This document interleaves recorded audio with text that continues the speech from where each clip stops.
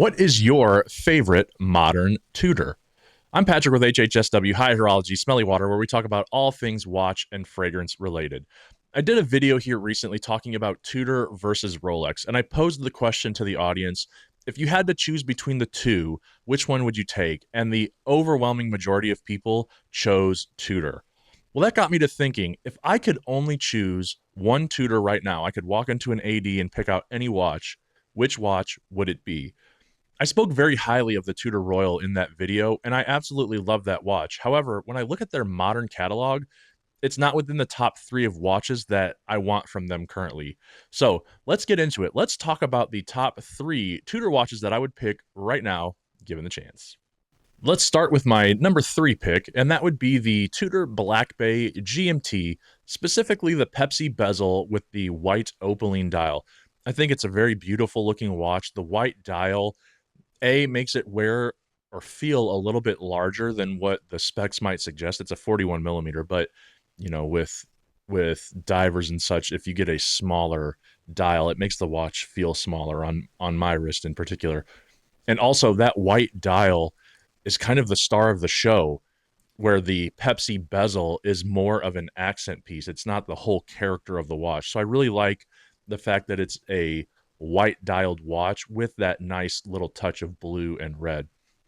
Also like the fact that it's a true GMT. It's got all the specs that you could ever want. The only gripe that I have with it is that the bezel is very thin and very slick. So it's actually, in my experience, a little difficult to manipulate the bezel, but that's a minor gripe.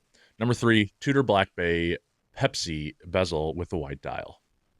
All right, for my number 2 pick, we're going to go with the Tudor Black Bay Chrono. Now, I actually prefer the Black Bay Chrono over the Rolex Daytona. Having 2 subdials and the date window at the 6 o'clock, to me, takes away from some of the busyness of the dial, but still keeps it interesting. Whereas the Daytona, it just looks too crowded. So I would actually take the Black Bay Chrono over the Rolex. I know a lot of people like the refresh that they just did, making it 39 millimeters and making it thinner.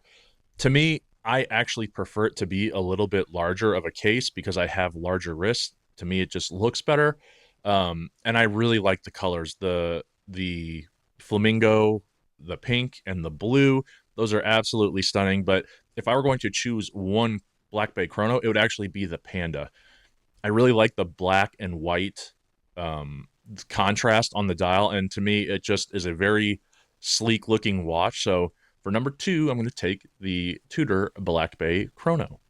All right, and for my number 1 pick, I'd go with the Tudor Pelagos Ultra. Now, this watch isn't going to be for everybody. It's 43 millimeters wide, so it's going to be fairly big for a lot of people. 14.5 millimeters thick makes it pretty chunky.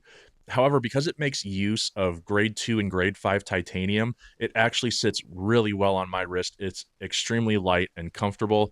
You get all the bells and whistles, 1,000 meters of water resistance, sapphire crystal. You get their T-Fit clasp and adjustment system, which is an absolute dream to use.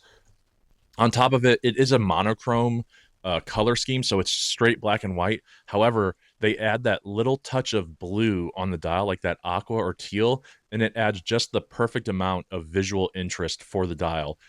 If I were going to have one gripe about it, it would be the fact that the bezel is only 60 click and not 120. I actually use my bezel a lot for timing different things, especially as a paramedic.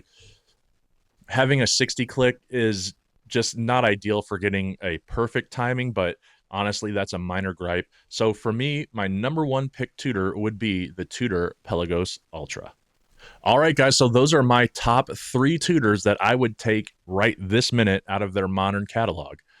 What did I get right? What did I get wrong? What are your thoughts? Let me know in the comments down below. Let's be good to each other. And as always, I'll see you soon.